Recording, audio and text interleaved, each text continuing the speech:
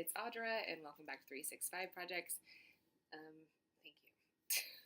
I'm here today with my January book haul. I was not planning on doing a book haul because like 2 or 3 weeks into January, I only had 2 or 3 books. But then Book Outlet announced a scratch and dent sale for 30% off, and I could not help myself. There were 35 books for $13, so there's 16 books to share with you today.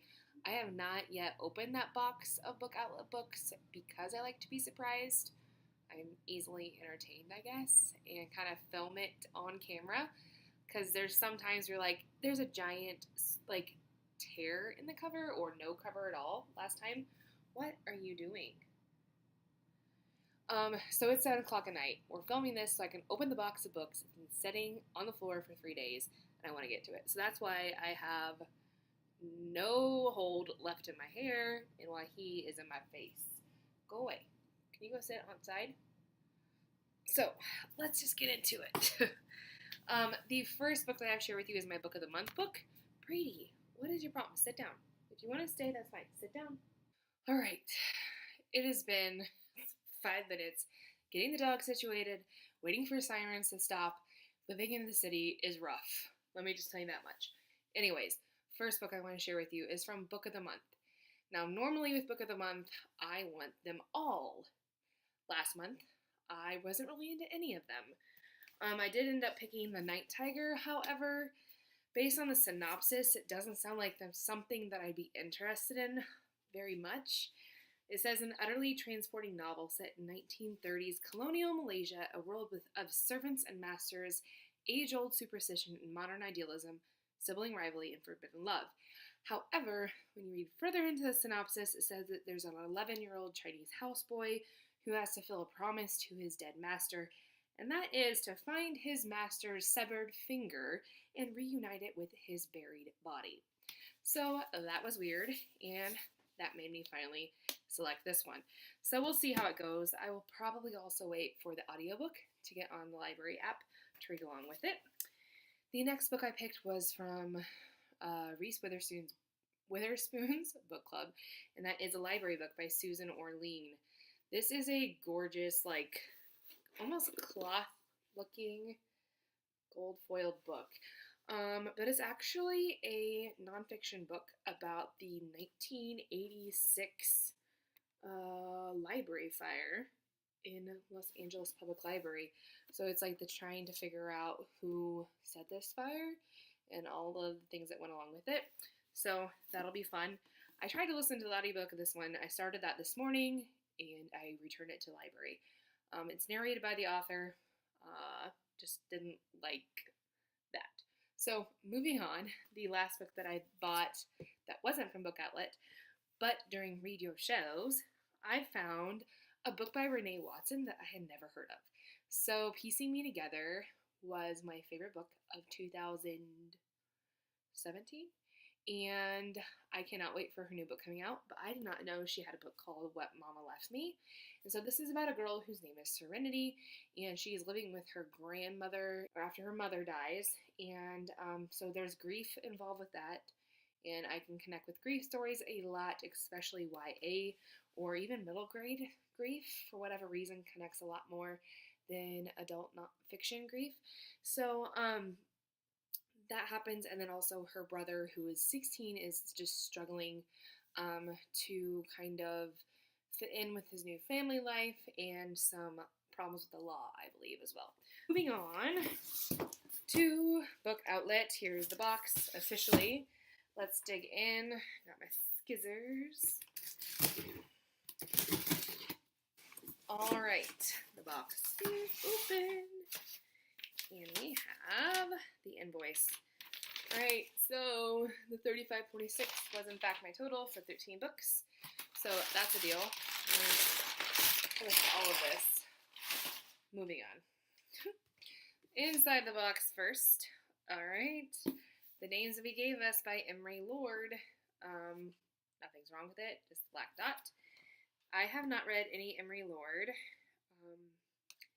This one is one I've kind of like tiptoed my way around because it's a girl who goes to a church camp meant for kids going through a tough time after her mom's cancer comes back. So there's a reoccurrence. And that in itself kind of scared me. I did talk to Julie from Pages and Pens about whether or not it would be okay to read. And I think now that I kind of know a little bit about the ending, which I'm not going to tell you, but I think I can get through this and kind of probably relate to this quite a bit. I do love stories based on faith and a kid finding themselves going through a struggle and seeing how they come out, as well as cancer stories that aren't too tough of a read. So we'll see how that goes. I don't know how soon I'm going to get to it, but I have it in my back pocket. Okay, the next one I got is Lions of Little Rock by Kristen Levine. This is one of my favorite middle grade books ever. It's one that I've enjoyed teaching. It's several years old, but this is about two girls in the South, 1958, Little Rock, Arkansas, that just want to be friends and don't care about their skin color. We do have Marley, who is shy, and she makes friends with Liz. Liz is the girl that's passing as white, and of course you have everything going on in that time period with the Little Rock Nine and the Ku Klux Klan, and like it's just a good story for kids. I read it with 6th graders to be introduced to the tough topics going on in the South for the first time with this book, but I absolutely love the characters, and I'm glad to have that for my forever collection because I left it with a classroom teacher. All right. Ooh, this one's a little dirty. It's a little, it looks dusty, but it's just dirty. Okay, so this is Saints and Misfits. Now, I've heard about this book from the BookTube community a lot. I think this last year when it first came out. It's about a girl in the Muslim community that is having some issues at school. I think there's some trigger warnings for rape, and it's just one that I've been wanting to read. I don't want to know a whole lot going into it, so that is why I snagged that book. Okay, I finally snagged a permanent copy of The Serpent King. This is one of the quote titles. I absolutely love this book. It does look like it's kind of got a slice downside, but that's okay. I want to reread this book.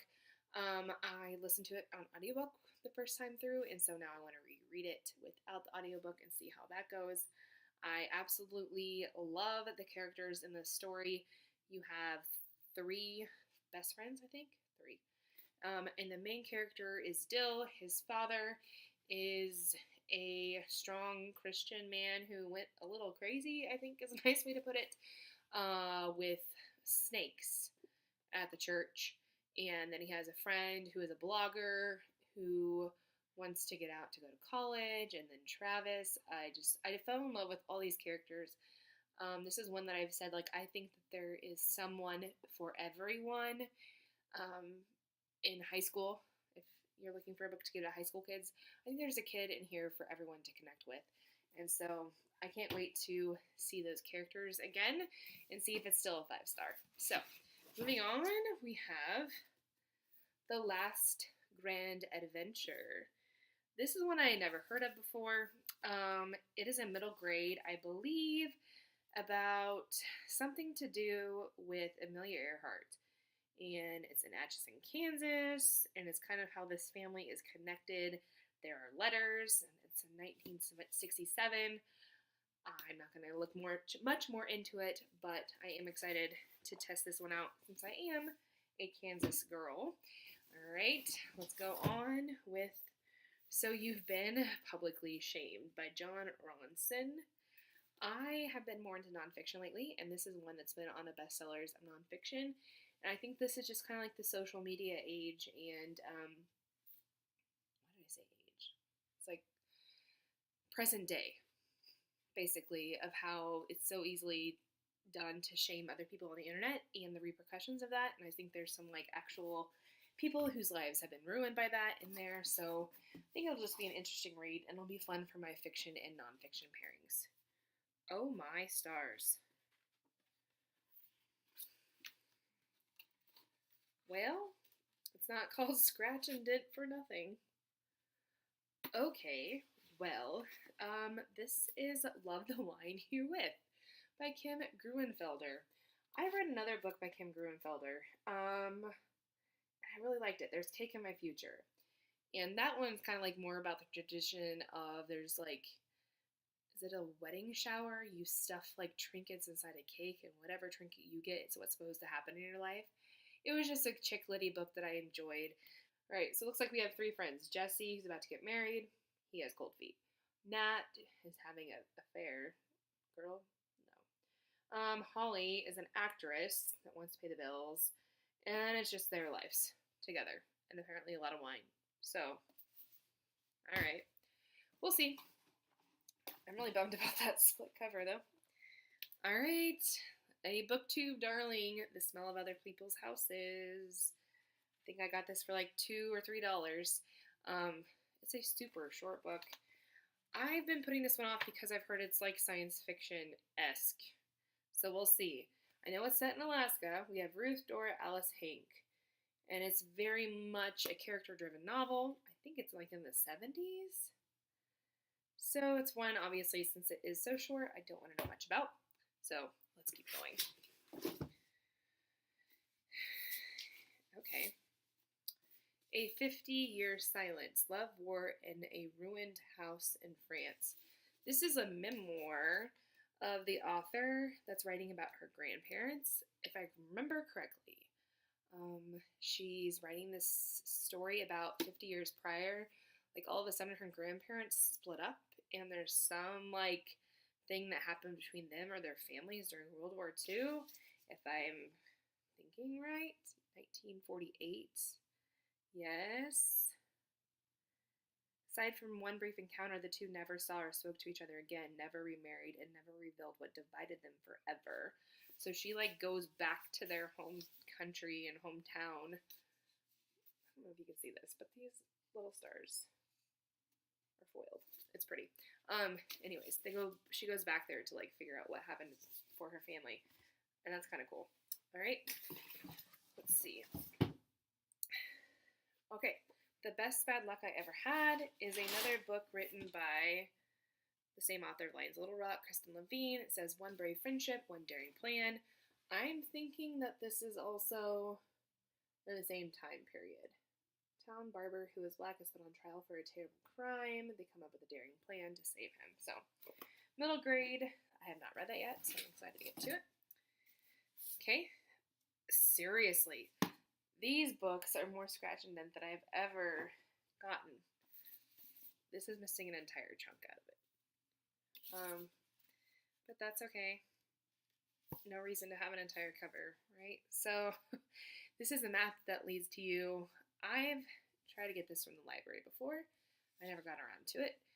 It's blurred by Nicholas Sparks. It sounds a lot like his novels do, but once again, World War II time period is kind of in there. So it's Heather and Jack. And Jack finds his grandfather's journal for World War II, and they kind of, I think it goes back and forth between time period. And it's a love story, and it sounds like something I would like. I just wish the whole cover was there. Go figure. All right, we have Full Cicada Moon by Marilyn Hilton. This was a YA? Middle grade? I don't know. Novel and prose, all written in poems about, oh, we have some damage there. The Apollo 11 mission in 1969, except our main character is Mimi, and she is half black, half Japanese, and it's kind of how she is treated during that time, and I've heard that this has won many awards, so that's one that I would like to get to. That little girl is just gorgeous, so this could be a good book for this month as well. I think this might be the last one. Yes! Another great one for February. The Akata Witch, I believe is how you say it, Akata Witch. This is one that I've heard of many, many times. This is an African magic story. Sunny doesn't seem to fit in anywhere. The reason why will change her life forever. So Sunny lives in Nigeria, but she was born in New York. Her features are West African, but she is albino. She has magical power, but she's a free agent. I'm not much into fantasy, but I've heard nothing but great things. there is a sequel as well that I hope that I will enjoy this, so I can just immediately go and pick that one up. So there's some great picks in here for this month and for all of the rest of the year, especially as I'm digging more into nonfiction and fiction that go together. I started reading Kindred this morning by Octavia Butler, so I can read that one and then read the graphic novel as well. But it is a sci-fi, so I guess I am trying to branch into more of that. So, do you guys know of any like contemporary sci-fi-ish books? Because apparently I'm trying to do some dabbling in some of those type of styles. So, anyways, I will talk to you guys later. Have a great night, and I will see you in the next one. Bye, guys.